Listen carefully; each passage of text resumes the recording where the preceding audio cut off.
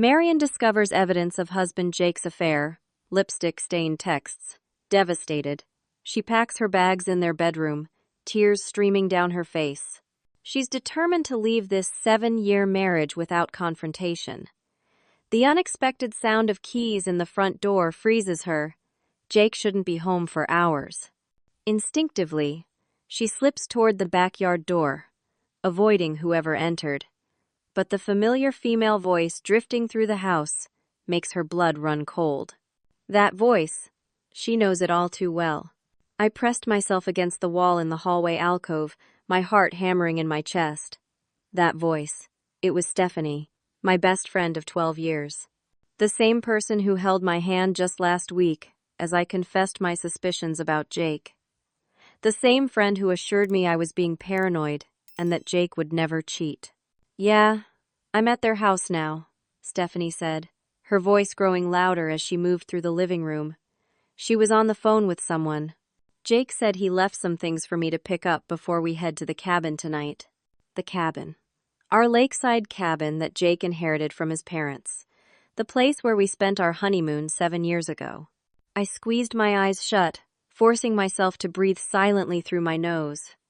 The betrayal sliced deeper than I could have imagined. Not just my husband, but my best friend, too. "I know," Stephanie continued, laughing lightly. "Marion has no clue. She actually came crying to me last week about thinking Jake was cheating. God, the look on her face when I told her she was just being insecure. Priceless." My stomach churned with nausea. The perfume bottle I'd been about to pack slipped from my fingers, and I barely caught it before it hit the hardwood floor. 8 months now, Stephanie was saying. Can you believe it? Right under her nose the whole time. 8 months. My mind raced back through time. 8 months ago was the holiday party at my design firm. Jake had insisted on coming, saying he wanted to support my career. Now I realized he'd just wanted to meet Stephanie, who I'd invited as my +1 since her date had canceled. "You should see how we do it," she continued, her voice full of smug satisfaction. "At dinner parties, he'll brush my arm when she's not looking. We've got this whole secret language now. And those late work meetings? Please." I thought about all those nights I'd waited up, only for Jake to come home smelling like mint gum, claiming the investment team had been working late on a big account. How many times had I made him plates of food that sat in the refrigerator untouched? Jake says she's too wrapped up in her graphic design career anyway. Like she doesn't even notice when he's gone. That wasn't true. I'd noticed every single time. I just trusted him when he said it was work. I'd been proud of his dedication, even as I missed him. "The best part is when we meet right here in their house," Stephanie continued, her footsteps moving toward our bedroom. "My bedroom? Talk about a thrill. In our house? In our bed?" The thought made my legs weak, and I sank further into the shadows of the alcove.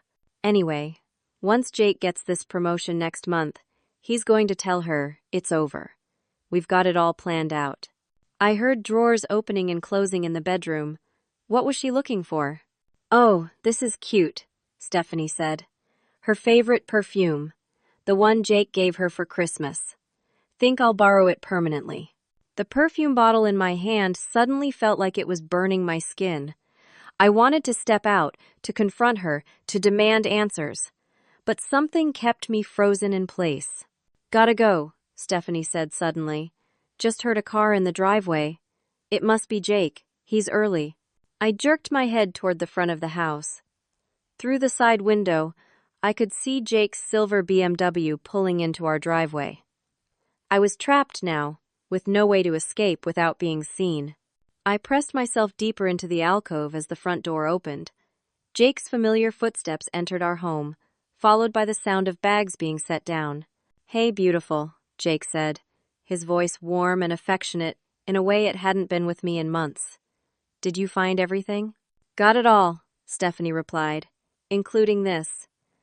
I imagined her holding up my perfume bottle, and the casual theft of something so personal made my chest ache.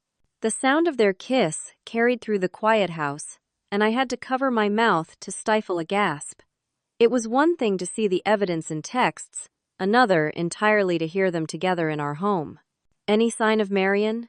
Jake asked, and the casual way he said my name, as if I were some minor inconvenience, cut deeper than the betrayal itself. None. Her car's gone. Probably at that coffee shop she's always working from. Perfect. We've got time then. Jake's voice dropped lower. I can't wait until this is all over, and I don't have to sneak around anymore. When exactly are you planning to tell her? Stephanie's voice had an edge to it now. You keep saying after the promotion, but that was supposed to happen last month. It's coming through next week, I promise. Turner finally signed off on it yesterday. Once that's locked in, I'll start the divorce process. Divorce. The word echoed in my head. He had already decided, had been planning it for who knows how long, and I had been completely in the dark. It's just the timing, Jake continued. With this business deal closing and the promotion, I need everything to be stable until then. You understand, right? I'm getting tired of waiting, Jake. 8 months is a long time to be the other woman. I bit my lip so hard, I tasted blood. 8 months of my life, stolen by lies. It's complicated with Marion, Jake sighed, and I could picture him running his hand through his hair the way he always did when making excuses. She's been so emotional lately. Keeps asking if something's wrong, if I'm seeing someone else. And you denied it? Stephanie asked, a smile in her voice. Of course. I told her she was being paranoid, that her anxiety was making her imagine things. Even suggested she might need therapy. The blood rushed to my face as I remembered that conversation 3 weeks ago. I'd been in tears, begging him to be honest with me, and he'd made me feel crazy for even asking. He'd held me afterwards, promised me everything was fine, that I was just overworked and seeing problems that weren't there. Classic, Stephanie laughed. Does she believe you? She wants to, Jake said. That's the thing about Marion. She trusts too easily. Always has.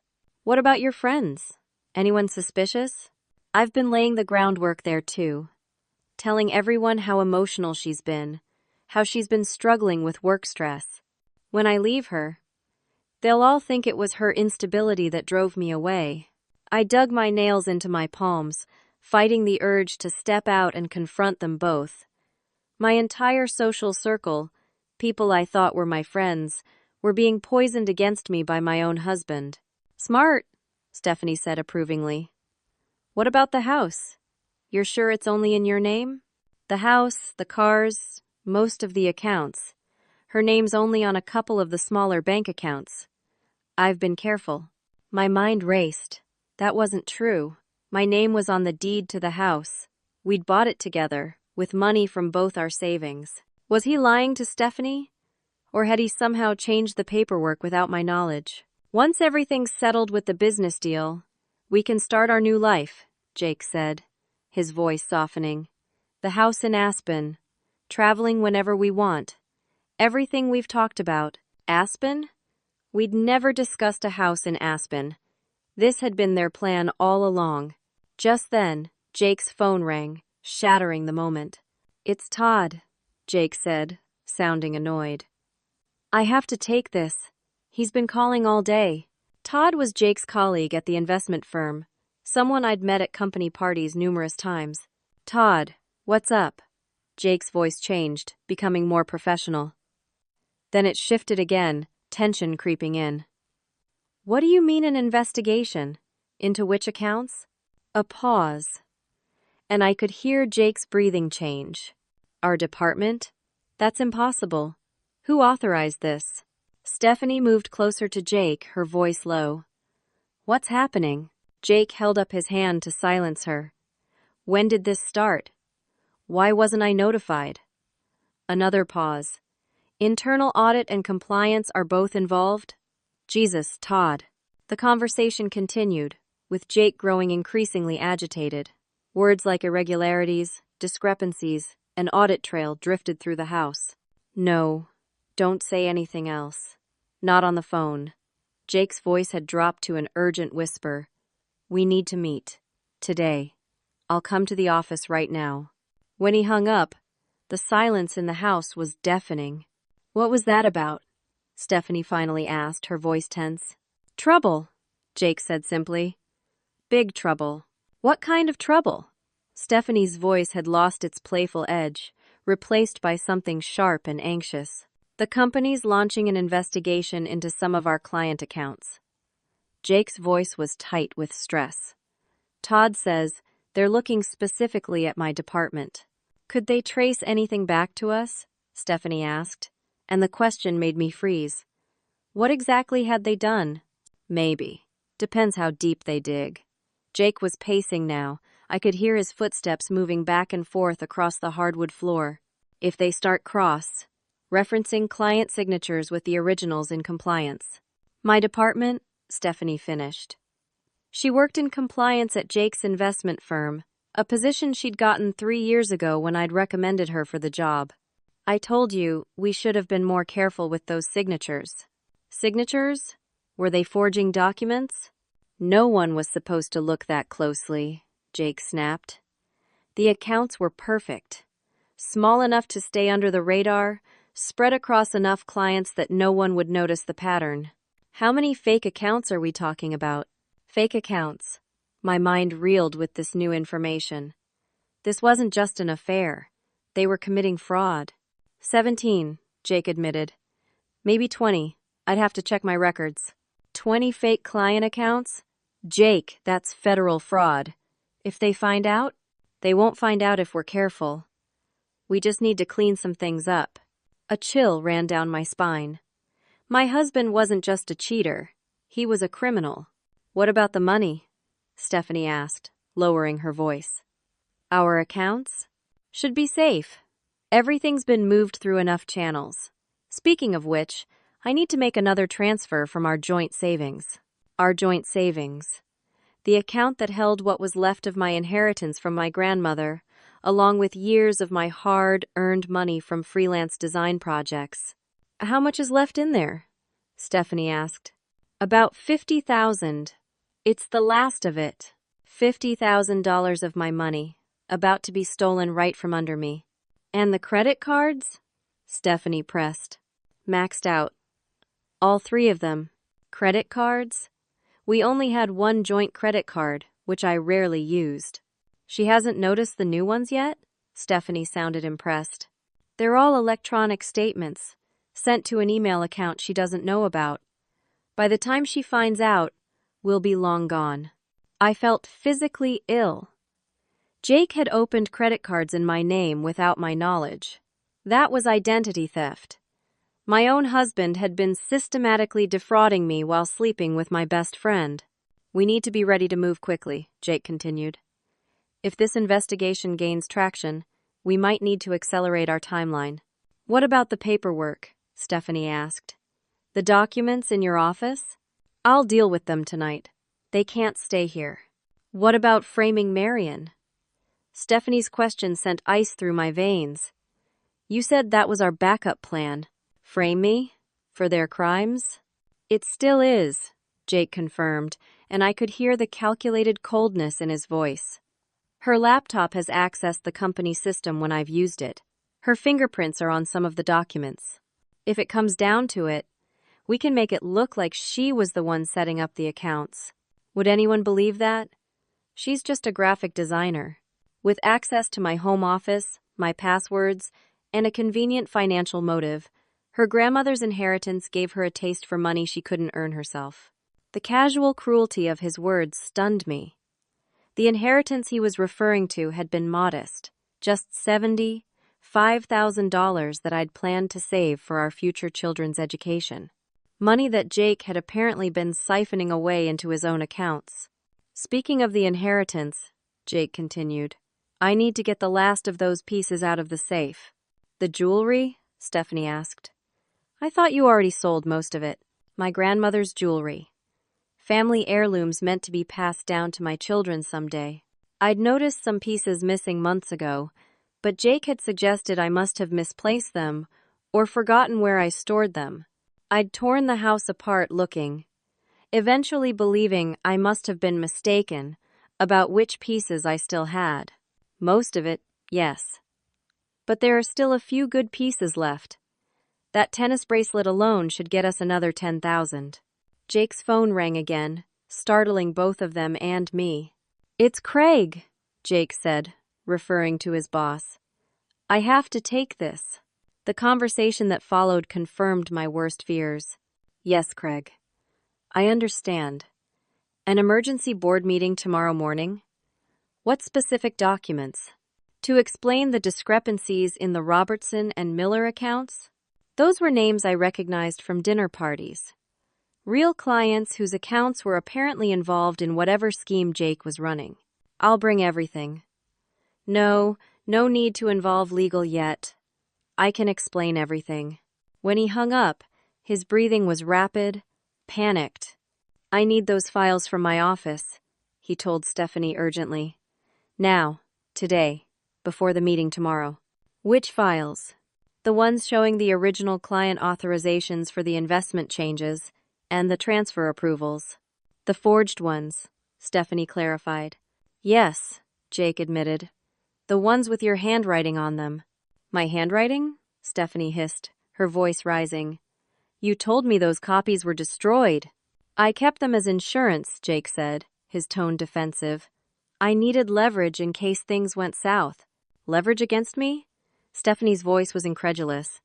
"I thought we were partners in this." We are," Jake said quickly. "But in situations like this, you have to protect yourself from all angles." Their footsteps moved toward the home office, and I knew I needed to follow. Keeping to the shadows of the hallway, I slipped along behind them, finally positioning myself behind the heavy curtains in the office as they entered. The fabric was thick enough to hide my presence, but still allowed me to see through the gap where the panels met. Jake immediately went to his desk, unlocking the bottom drawer with a key from his pocket. "They should be in here," he muttered, rifling through files. "How many documents are we talking about?" Stephanie stood by the door, arms crossed. "A dozen, maybe more. All the authorization forms for the account changes." Jake's movements became more frantic as he continued searching. "They're not here. Could they be in the safe?" Jake moved to the painting on the wall, swinging it open to reveal the wall safe behind it. He quickly entered the combination, but when he pulled the door open, his expression changed to confusion. "Someone's been in here." "What do you mean?" "These files are arranged differently. I always keep them in chronological order." A cold wave of realization washed over me. 2 weeks ago, I'd been looking for our passports, which Jake always kept in the safe. I'd moved things around while searching, never thinking it would be noticed. "Is anything missing?" Stephanie asked, moving closer. Jake rifled through the contents. "I can't tell. Maybe. The Robertson files aren't where they should be." He pulled out his phone, quickly dialing. "Todd, it's me. I can't find some of the documents." "Yes, the important ones. I know I had them here, but they've been moved." "No, Marion doesn't know the combination." Another lie. I'd known the combination since we installed the safe 5 years ago. Could she have hired someone? Todd's voice was audible through the phone's speaker. "To break into our safe? Why would she do that?" "Maybe she knows more than you think." Jake's eyes darted around the room, and for a terrible moment, I thought his gaze lingered on the curtains where I was hiding. "No," he finally said. "She suspects the affair maybe, but not the rest. She's not that savvy." The dismissal stung, but I remained perfectly still. "I need to access her computer," Jake said suddenly, ending the call with Todd. He moved to my laptop, which sat closed on the side desk. "You know her password?" Stephanie asked. "Of course I do. It's her grandmother's birthday. She's used the same password for years." I watched as Jake opened my laptop and typed in the password. I'd changed it just last month after reading an article about digital security, but I wasn't surprised he'd figured out the new one too. Jake had always been nosy about my personal information. "I need to check if she's been in my email," Jake muttered, fingers flying over the keyboard. "Or if she's found any of the account statements." "Would she even understand what she was looking at?" Stephanie asked, peering over his shoulder. "Probably not. Marion never had a head for finance. It's why I was able to manage her inheritance so easily. You mean mismanage it? Stephanie corrected with a laugh. Best investment I ever made, Jake agreed. Marrying a woman with a sudden inheritance and no financial sense. The casual cruelty of his words made me dig my nails into my palms. 7 years of marriage, and he'd targeted me for my grandmother's money from the start. Was any of it real? Stephanie asked, and there was a note of insecurity in her voice now. Between you and her? Jake paused his typing, looking up at her. Honestly? No, not really. She was convenient. Stable income from her design work, the inheritance as a bonus, and naive enough to believe whatever I told her. And us? Stephanie pressed. Is this real? Jake stood, pulling her close. Of course it is. You're nothing like her. You're my equal, my partner in every way. They kissed, and I had to look away, fighting the urge to be sick. I need to check the jewelry box, Jake said, returning to the safe. He pulled out an ornate wooden box that had belonged to my grandmother, the one containing the few precious pieces I had left of her collection. Jake opened it, examining the contents. Good, these are still here. They look beautiful, Stephanie said, reaching for a sapphire necklace. They're fake, Jake said dismissively. Well, the settings are real. I had the stones replaced with cubic zirconia months ago and sold the real ones. She never noticed? Marion only wears them on special occasions, and she doesn't know enough about jewelry to spot the difference. I stared at the necklace in Stephanie's hand. My grandmother had worn that piece on her 50th wedding anniversary. I'd treasured it, keeping it wrapped in the same soft cloth she had used. And all this time, I'd been preserving a fake.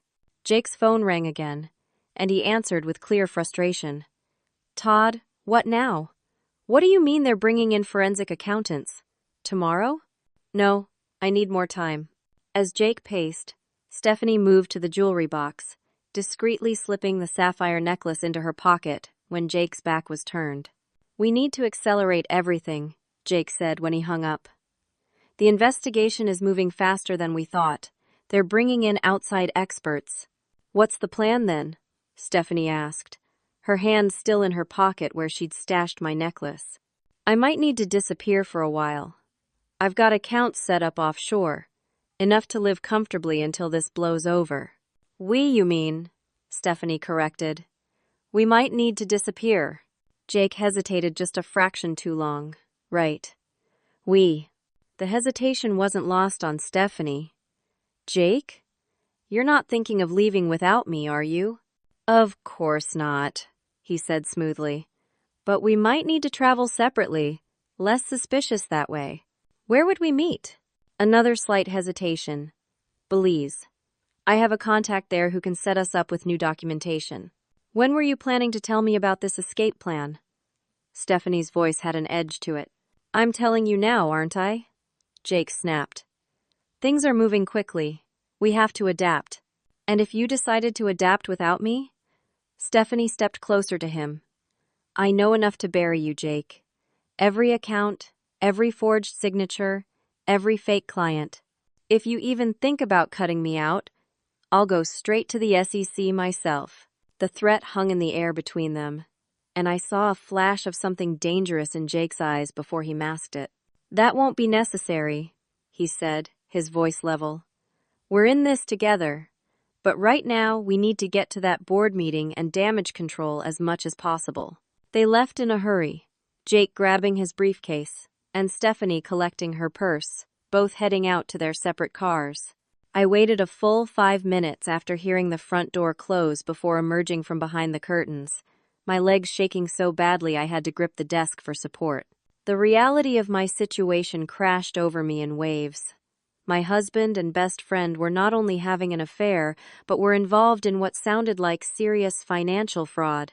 They had stolen my inheritance, opened credit cards in my name, and were planning to frame me for their crimes before disappearing with the money.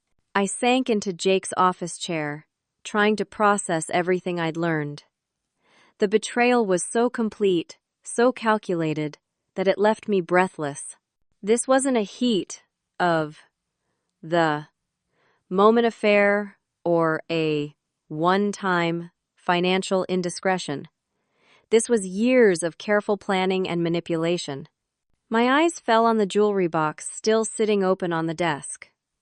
I picked up the diamond earrings my grandmother had worn at my wedding, examining them closely for the first time in months.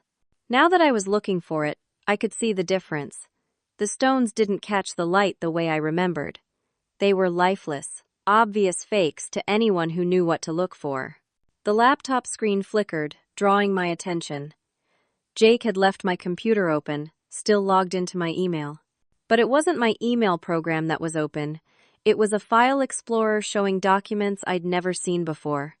Spreadsheets with client names, account numbers, and transaction histories. Evidence. With shaking hands, I reached for my phone. I needed help, but who could I trust? My best friend was part of the conspiracy. Our mutual friends had been poisoned against me by Jake's lies. My family lived across the country. Lauren. The name came to me suddenly. My college roommate, who had become a corporate attorney. We didn't talk as often as we should, but she had always been straightforward and loyal. And most importantly, she had no connection to Jake or Stephanie. I dialed her number, praying she would pick up. Marion? Lauren's surprised voice came through after 3 rings. This is unexpected. How are you? Lauren, I said, my voice cracking. I need your help. Urgently. It's about Jake, and fraud, and identity theft. There was a brief pause. Are you somewhere safe? The question touched me. She didn't ask if I was sure, or tell me I was overreacting. She immediately focused on my safety. I'm at home, I said. They just left. They don't know I overheard everything. Don't touch anything else, Lauren said, her voice shifting into professional mode. Don't delete any files, don't move any papers. If what you're suggesting is true, everything is potential evidence. What should I do? Document everything. Take photos of any physical evidence. Forward any suspicious emails or documents to a new, secure email account. If there are account statements or credit card bills, gather those too. I looked around the office, suddenly seeing it with new eyes. He has a hidden laptop, I said, remembering the sleek black computer Jake sometimes used late at night, always closing it when I entered the room. He never let me see it. Can you find it? I began searching, checking all the usual hiding spots. Not under the desk or behind the books on the shelves. Not in the file cabinet or the credenza. The air vent, I murmured, spotting the slightly misaligned vent cover near the floor. I pried it open, and there it was, wrapped in a cloth bag. Found it. Don't turn it on yet, Lauren cautioned. We need to be methodical about this. What else did you overhear? As I continued searching the office, I relayed everything I'd heard: the fake accounts, the forged signatures, the stolen inheritance, the credit cards in my name, and their plans to flee the country. This is serious, Marion, Lauren said when I finished. Multiple federal crimes. We need to get ahead of this before they can implement their plan to frame you. They mentioned documents they couldn't find, I said, pausing at the filing cabinet. Important ones they need for a board meeting tomorrow. Any idea what they might be? I thought back to 2 weeks ago when I'd been organizing the office. I might. I moved some folders when I was cleaning. They looked like client files, but I didn't really examine them. Opening the bottom drawer of the filing cabinet, I found a stack of folders I'd relocated from Jake's cluttered desk. Inside were documents with signatures that looked hastily done, all in similar handwriting despite being from different clients. I think these are the forged authorization forms, I said, carefully photographing each page with my phone. The ones Stephanie helped create. Good. Keep documenting, Lauren encouraged. Marion, I need to ask. Do you have access to your own money? Accounts Jake doesn't control? The question struck me like a physical blow. I don't know. Our main accounts are joint, but he manages them. I have my business account for my design work, but I usually transfer most of it to our savings. Check your balances right now, Lauren instructed. Use your phone banking app. I pulled up my banking app, logging in with trembling fingers. The main checking account showed a balance of $812. The savings account, which should have contained over $50,000, now showed a balance of just $643. It's almost all gone, I whispered. He must have transferred it out this morning. What about your business account? I switched to my separate login, holding my breath. Relief flooded through me when I saw the balance. $22,000. He didn't touch that one. Good. Don't move that money yet. It might alert him that you know. Lauren was quiet for a moment. Marion, I think you need to speak with the authorities. This isn't just a divorce situation. This is criminal activity. Who should I call?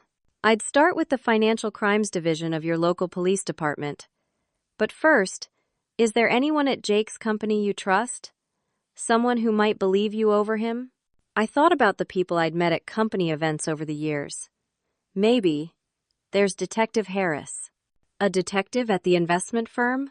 No, sorry. Detective Harris helped my grandmother when she was the victim of a financial scam years ago. He was so kind and thorough. He gave me his card and told me to call if I ever needed anything. I began searching through my wallet, hoping I still had his contact information. That's perfect, Lauren said. A detective with experience in financial crimes who already knows your family. Call him next. Found it, I said, locating the slightly worn business card in the back of my wallet. Good. Now, what about the text messages you mentioned? The ones between Stephanie and this Todd person. I hadn't checked Jake's phone, but he'd left my laptop open with his account still logged in. On a hunch, I opened his cloud backup service, where he kept everything synchronized. I can access his phone backup, I explained to Lauren as I navigated through the folders. He always keeps everything backed up to the cloud. In the message archives, I found conversations between Jake and Stephanie going back over a year, documenting the affair in explicit detail. But more interesting were the messages between Stephanie and Todd, messages Jake clearly didn't know about. Oh my God, I breathed as I scanned their exchanges. Stephanie and Todd are planning to take the money and disappear together. They've been playing Jake this whole time. Forward everything to a secure email, Lauren instructed. Then call Detective Harris. I'll start preparing a legal strategy for you, but we need to move quickly before Jake can implement his plan to frame you. I followed her instructions, methodically documenting everything I could find. The forged documents, the fake account statements, the messages between all parties involved, the fraudulent credit card applications in my name. By the time I called Detective Harris, I had assembled a damning collection of evidence against Jake, Stephanie, and Todd. And I was no longer just hurt and betrayed. I was angry and determined to fight back. Mrs. Walker, I remember your grandmother's case well, Detective Harris said, when we met at the coffee shop 3 blocks from my house. His salt and pepper hair and kind eyes were exactly as I remembered. I'm sorry to see you caught up in something similar. I slid the flash drive across the table. Everything I found is on there. The forged documents, the fake accounts, the identity theft, all of it. Detective Harris nodded, pocketing the drive. You mentioned your husband's company is already investigating irregularities? Yes. There's an emergency board meeting tomorrow morning. Jake and his accomplices are planning to present forged documents to explain away the discrepancies. This is excellent timing, then, he said, checking his watch. I know the head of security at Walker Investment Group. With your permission, I'd like to contact him immediately and coordinate. Please do, I said. The coffee in front of me had grown cold, untouched. What should I do in the meantime? Secure your personal finances as much as possible. Get new copies of your identification documents. And stay somewhere safe tonight, somewhere your husband wouldn't expect. I nodded, thinking through my options. I have a friend from work I could stay with. Good. Don't use credit cards or anything that could be traced. And Mrs. Walker? His expression softened. This isn't your fault. Victims of financial fraud often blame themselves, especially when it's perpetrated by someone they trusted. His words unlocked something in me, and I had to blink back tears. Thank you, but I don't feel like a victim anymore. I feel like someone who's finally taking control. After finishing with Detective Harris, I made one more stop. The upscale coffee shop where I knew Stephanie spent her Tuesday afternoons, supposedly working on her novel. A novel I now realized was just another lie in a web of deception. She was at her usual table by the window, typing on her laptop, a practiced, pensive expression on her face. Her eyes widened when she saw me approach. "Marion, what are you doing here?" Her voice was friendly, but I could see the calculation behind her eyes as she quickly closed her laptop. "I thought we should talk," I said, sitting down across from her without being invited. "About your affair with my husband, and the fraud you're both committing at his firm." The color drained from her face, but she recovered quickly. "I don't know what you're talking about. Are you feeling okay?" "Drop the act, Stephanie. I heard everything this morning at my house. I was there the whole time, hiding in the hallway alcove while you and Jake discussed your plans to frame me and flee the country." Her expression shifted from fake concern to cold assessment. "Even if that were true, it would be your word against ours. And Jake's been very thorough about documenting your emotional instability." "Has he?" I pulled out my phone, playing a recording of their earlier conversation. I hadn't actually recorded them. It would have been too risky to try, but she didn't know that. "I have everything, Stephanie. Your conversations about the fake accounts, the forged client authorizations, your theft of my grandmother's jewelry." Her hand unconsciously went to her purse, where I suspected my sapphire necklace was still hidden. "I also know about you and Todd," I continued, watching her carefully. "How you're planning to double, cross Jake, and disappear with the money yourselves." That hit home. Her eyes widened in genuine shock. "How did you?" "I've already spoken with the authorities," I said, cutting her off, "and the security team at Walker Investment. They're very interested in the evidence I've provided." Stephanie leaned forward, dropping her voice to a harsh whisper. "You have no idea what you're doing, Marion. Jake will destroy you." "No, he won't, because for the first time, I see him clearly, and I see you too. 7 years of my life, and a 12-year friendship, all built on lies." "It wasn't all lies," she said, a hint of desperation creeping into her voice. "Jake's the one who orchestrated everything. I just got caught up in it. I could help you. Tell them it was all his idea." The pathetic attempt to save herself almost made me laugh. "Goodbye, Stephanie. I'd wish you good luck, but honestly, I hope they throw the book at you." I left her sitting there, mouth open in shock, and walked out with my head held high. That evening, I returned home one last time. I needed to collect some essentials before staying with my coworker Allison for the night. I had just finished packing a small suitcase when I heard the front door open. Jake was home. I stood in our bedroom, suddenly uncertain. Part of me wanted to hide again, to avoid the confrontation. But a stronger part, the part that had been documenting evidence and meeting with Detective Harris, refused to cower any longer. So I waited, listening to his footsteps move through the house. "Marion?" Jake called out, his voice casual, as if this were any normal evening. "Are you home?" "In the bedroom," I replied, my voice steadier than I expected. He appeared in the doorway, his expression shifting from neutral to confused when he saw the suitcase on the bed. "Going somewhere?" "Yes." "Care to tell me where?" His tone was still light, but I could see the calculation in his eyes, the same look he'd had when discussing how to frame me for his crimes. "Away from you."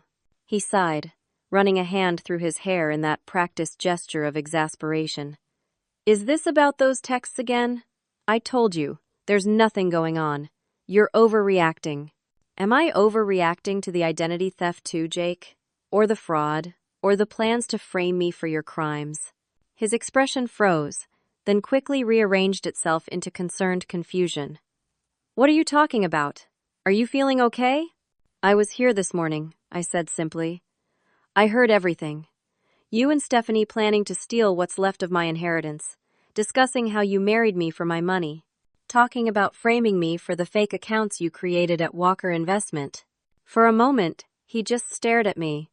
Then his expression hardened, the mask of the caring husband falling away completely. "You have no proof of any of that." "Actually, I do.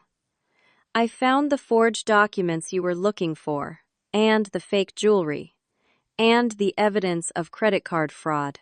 I've already spoken with Detective Harris and the security team at your company." Jake took a step toward me, his face darkening with anger. "You stupid bitch. Do you have any idea what you've done?" "Exactly what you never expected me to do. Fight back." He moved closer, fists clenched at his sides. "No one will believe you. I've made sure of that. Everyone thinks you're unstable, emotional, paranoid. It's your word against mine. And Stephanie's. And Todd's. How long do you think your partnership will last when they're facing prison time? They'll turn on you in a heartbeat to save themselves. In fact, Stephanie already tried to when I confronted her this afternoon. That stopped him." "You talked to Stephanie?" "Right before I gave everything to the authorities." This wasn't entirely true. I'd met with Stephanie after speaking with Detective Harris, but the lie had the intended effect. Jake lunged forward, grabbing my arm. "You're not going anywhere. Not until we sort this out." His grip was painful, but I refused to show fear. "Let go of me, Jake. It's over." "It's over when I say it's over," he growled, his fingers digging deeper. "You think you can ruin me? Everything I've built? I'll make sure you regret it for the rest of your life." The sound of the front door opening interrupted whatever threat was coming next. "Police! Mr. Walker, are you in the residence?" Jake's eyes widened in panic. His grip on my arm slackened just enough for me to pull away. "In here?" I called out. "Bedroom."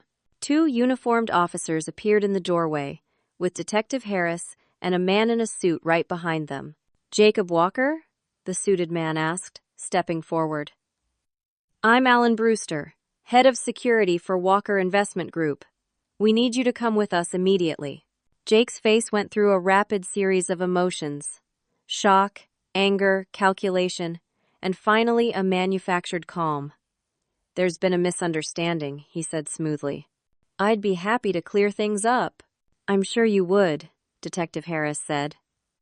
"Mr. Walker, we have a warrant for your arrest on multiple charges, including wire fraud, identity theft, and grand larceny. You have the right to remain silent." As the detective continued reading Jake his rights, one of the officers stepped forward with handcuffs. The look of pure hatred Jake gave me, as they led him away, would have terrified me just a day earlier. But now, I met his gaze steadily, refusing to be intimidated any longer.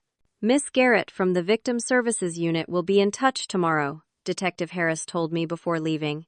"And Mrs. Walker? Well done." In the months that followed, my life underwent a complete transformation. The initial shock and hurt gradually gave way to a sense of liberation and renewed purpose. The investigation into Jake, Stephanie, and Todd's activities revealed a scheme more extensive than even I had realized. Over 3 years, they had created dozens of fake client accounts, siphoning off investment funds into offshore accounts they controlled. Jake had been the architect, Stephanie had provided access to compliance documentation, and Todd had helped cover their tracks within the firm's systems. All three were arrested and charged with multiple federal crimes. The evidence against them was overwhelming, including the documents I had discovered and testimony from other employees who had noticed irregularities but been afraid to speak up. The financial aftermath was complicated but manageable. With Lauren's help, I was able to prove that the credit cards opened in my name were fraudulent, and the debts were eventually discharged.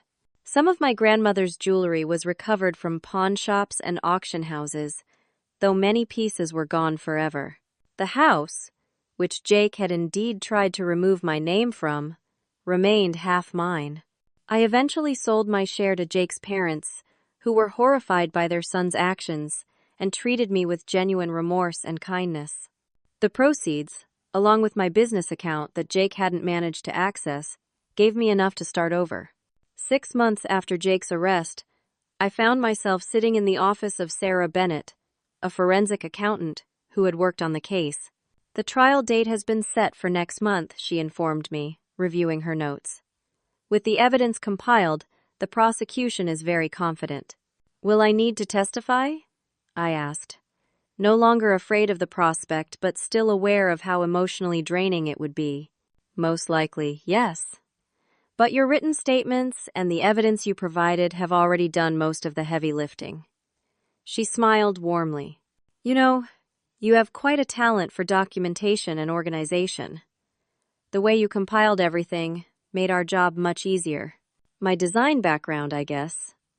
I'm used to keeping track of project details. Have you ever considered using those skills in financial documentation? There's a growing need for professionals who can make complex financial information clear and accessible." That conversation sparked an idea that would eventually become my new career path. I began taking courses in financial documentation and forensic accounting, combining them with my graphic design skills to create a unique service helping victims of financial fraud navigate the confusing aftermath. My first client was a woman in her 60s who had been defrauded by a caregiver. Working with her to organize her financial records and create clear visual evidence for the authorities gave me a sense of purpose I hadn't felt in years. Each person I helped became part of my healing process, turning my painful experience into something meaningful. A year after discovering Jake's betrayal, I was hosting a workshop for fraud victims at the community center when a man approached me after my presentation. "That was incredibly helpful," he said, extending his hand. "I'm Drew Callahan. My small business was targeted in a vendor fraud scheme last year." Drew owned a local bookstore that had nearly been destroyed by a sophisticated billing fraud. As we talked, I found myself drawn to his thoughtfulness and resilience. He had rebuilt his business from the brink of bankruptcy, implementing new financial controls and turning the experience into a case study to help other small business owners. Our professional relationship gradually evolved into friendship and eventually into something deeper. Unlike my relationship with Jake, which had been built on what I now recognized as manipulation and control, my connection with Drew developed slowly and authentically, founded on mutual respect and transparency. "The hardest part wasn't the money," Drew told me one evening as we walked through the park near my new apartment. "It was the betrayal of trust. I'd worked with that vendor for years, thought we had a real relationship." "I understand that completely," I said, thinking of Stephanie and the friendship I had thought was genuine. "Sometimes I still catch myself wondering if there were signs I missed." "There probably were," Drew said thoughtfully. "But we shouldn't blame ourselves for expecting basic decency from people we trusted." His perspective helped me find the final pieces of forgiveness, not for Jake or Stephanie, but for myself. I had trusted unwisely, but that didn't make me foolish or weak. It made me human. When the trials finally concluded with guilty verdicts and substantial prison sentences for all 3 conspirators, I felt a chapter of my life truly close. I declined to attend the sentencing, having said all I needed to say in my victim impact statement. Instead, I spent the day volunteering at a financial literacy workshop for high school students, teaching them how to protect themselves in an increasingly complex financial world. That evening, Drew and I celebrated with a quiet dinner at my place. "To justice," he toasted, raising his glass. "And to new beginnings," I added. As we talked about the future, my expanding practice helping fraud victims, his plans to open a second bookstore location, our upcoming trip to visit my family, I realized how far I had come from that devastating day when I hid in the alcove of my own home, listening to the betrayal unfold. The journey hadn't been easy. There had been days of doubt and fear, nights of anger and grief. But through it all, I had discovered a strength in myself I never knew existed. I had learned to trust my instincts, to stand up for myself, and to rebuild my life on a foundation of truth and self-respect. Most importantly, I had learned that even the deepest betrayal doesn't have to define you. It's what you do in the aftermath that truly shapes your story.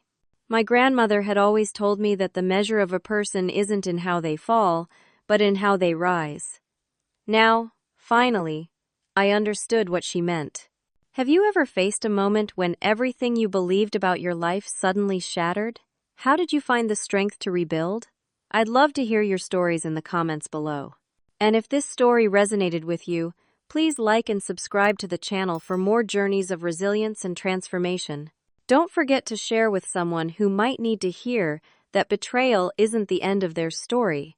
It might just be the beginning of a stronger, more authentic life. Thank you for joining me on this journey. And remember, sometimes when everything falls apart, it creates the space for something better to be built.